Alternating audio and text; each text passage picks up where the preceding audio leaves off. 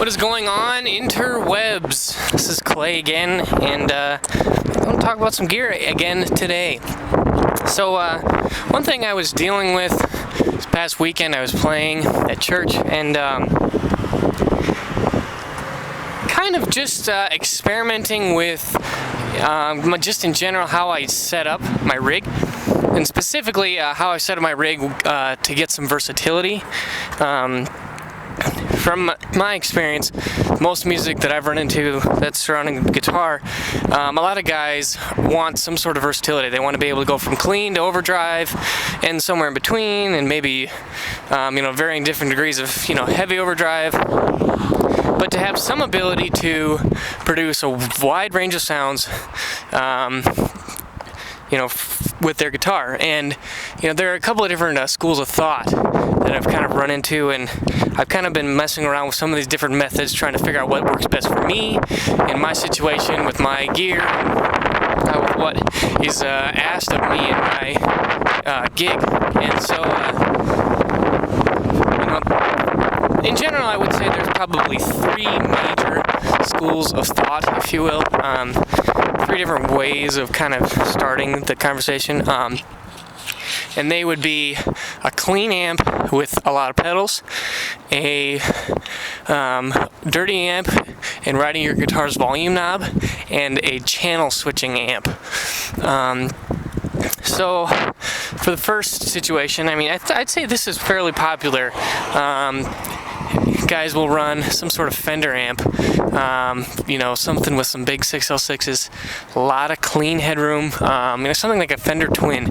You're going to have to, I don't even know if that thing can overdrive. Like a blackface Fender Twin, I'm not even sure if that thing can be overdriven. It's just insane. So lots of headroom, lots of clean. Sounds really good. And it takes pedals really well. And that's super important. And it's kind of cool. You can probably have a lower gain overdrive, something like a Tube Screamer. With frequencies, a lot of those blackface Fenders, they don't have a lot of mids, whereas with the Tube Screamer does have a lot of mids, so that just kind of, evens out that EQ a little bit, and I think that's a really classic sound. So you can maybe have a lower gain overdrive, maybe a higher gain overdrive, maybe a boost, or maybe a fuzz. So between those 3 or 4 pedals in your clean amp, you can literally cover, with stacking and some combinations of the pedals, you can cover a ton of ground. Sorry, it's kind of windy today. But you can cover a ton of ground running a clean amp with some pedals, and some advantages to that is, buying a new low gain overdrive pedal may be probably less than $150. And maybe even as cheap as $30 or $40.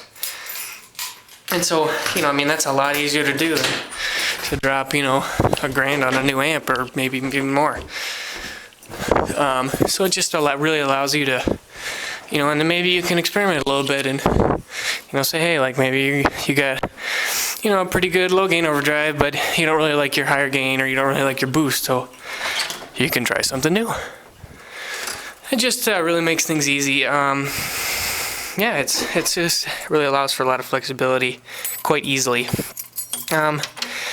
So the next way would be to, rock a really, really dirty amp, and then plug straight in, and then really ride your guitar's volume knob. And a couple things about this. I would say, first of all, that this is probably the most, classic, maybe it's the right word, or vintage inspired, or probably what I have seen most from, some of the older players, older bands, and just in general, it seems like guys who are running more vintage inspired rigs are more inclined towards something like this. And this is a pretty sweet idea in itself as well. And some of the really cool things about this, it's super simple. With pedal board, you got to worry about maintenance and making sure you got batteries, or that the power's plugged in, or you got your cables all right, and it's just a little bit more of a headache to try to figure all that out. Whereas if you plug straight into an amp, I mean, it just sounds killer. And it's super simple. You just plug in. And yeah, in general, I mean, it's really hard to find an overdrive box that sounds as good as a tube amp cranked up. I mean, you just can't beat it. That's the sound. Getting those tubes going. I mean, that's it. There's nothing better than that. A couple of drawbacks, though, to this setup. Two things I would say. Number one is just sheer volume. For me, I could never do this just because of the volume that is required to get the power tubes going. And, you know, because preamp tubes, in my experience, are not as responsive to, like, your changes in pick attack and volume control as power amp tubes. You know, so you really got to make sure your master volume is wide open, or maybe you don't even have a master volume. You know, so you're going to need a ton of volume. And if you can do that in your situation, like, that is awesome, and I'm jealous. But for me, I'm not really able to have really a high amount of stage volume, so I can't really, this isn't as practical for me. Another thing, too, is you may need to experiment with a treble bleed circuit in your guitar. For whatever reason, the standard way of wiring a guitar's volume knob, it will actually, as you turn it down, it will cut treble fastest. You know, so when you cut down volume, your EQ spectrum, the treble end will be cut more extremely than your bass. So that means when you've got your full overdrive sound on 10, it may sound really, really great and full. But then if you turn it down to about 4, it'll clean up, but it'll be really bassy and dull and just a little bit lifeless. So you may need to experiment with some treble bleed circuits in there, which I've done some experimentation with. And in general, I guess I've just found that it requires some experimentation to match the guitar and everything. And there's just a lot of variables. And, you know, to get your guitar to sound, you know, the same EQ-wise when it's on 10 versus when it's on 3, you know, that'll take a little bit of effort. And I think really the only perfect solution is to have an active pickup system, because I know that you are able to do a little bit better job of controlling that, because the signal is a little bit more, it's stronger, and so it's more easily manipulated. But at the same time, a lot of active pickups, they just don't sound the same as passives. So there's a bit of a trade-off there. And then the final solution would be channel switching.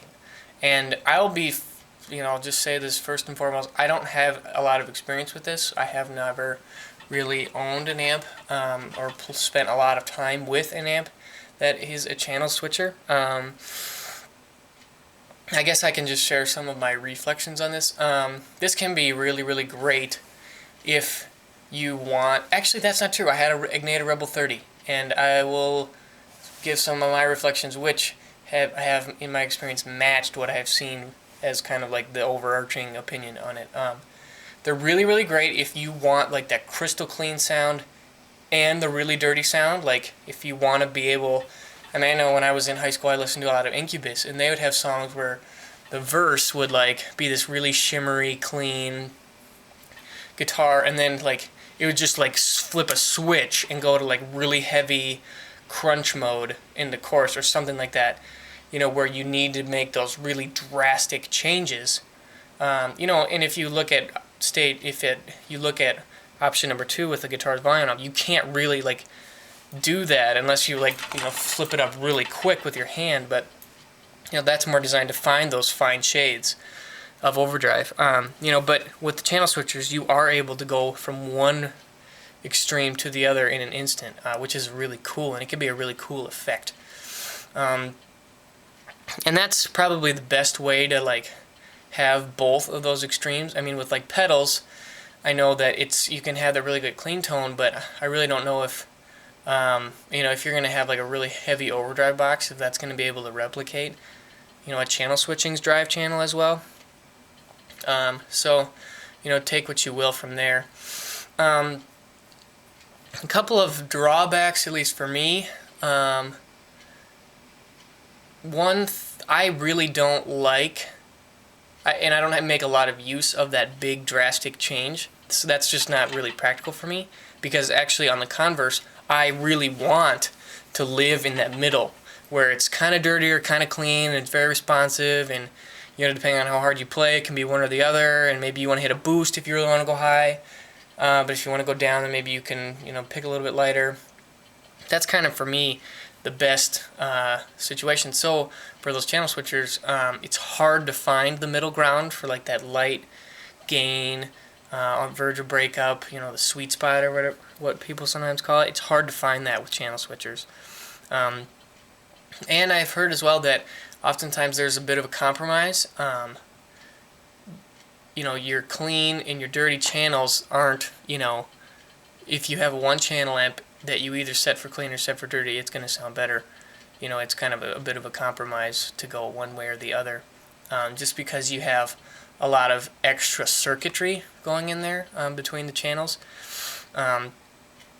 And I know at least one thing I have experienced is that like having a very simple and pure circuit can oftentimes really help to, in general, having a lot of knobs and switches and stuff, all those things do is they take away.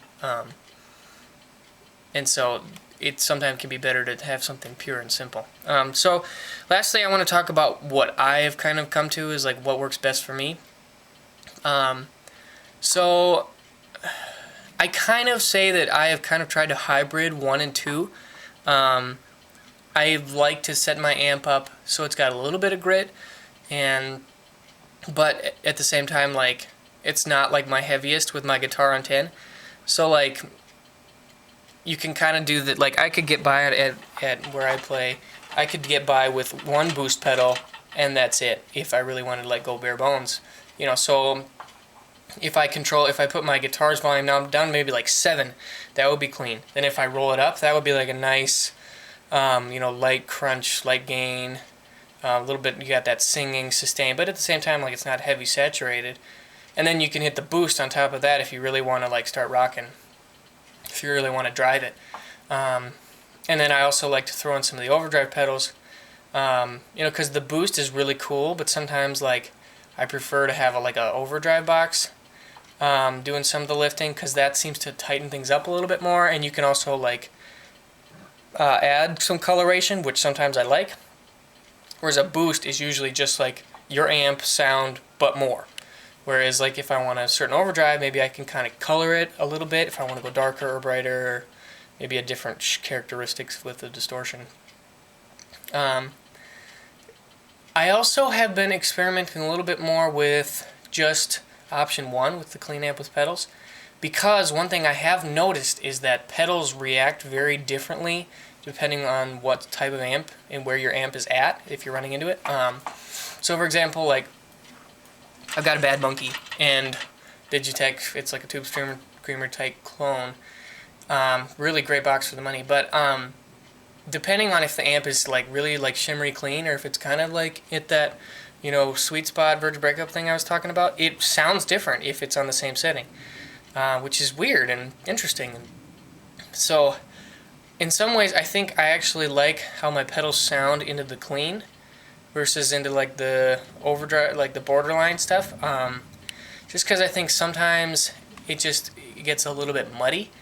And in that situation, it seems like the boosts work better, or to set the overdrive pedal up as a boost works better if my amp is already cooking a little bit.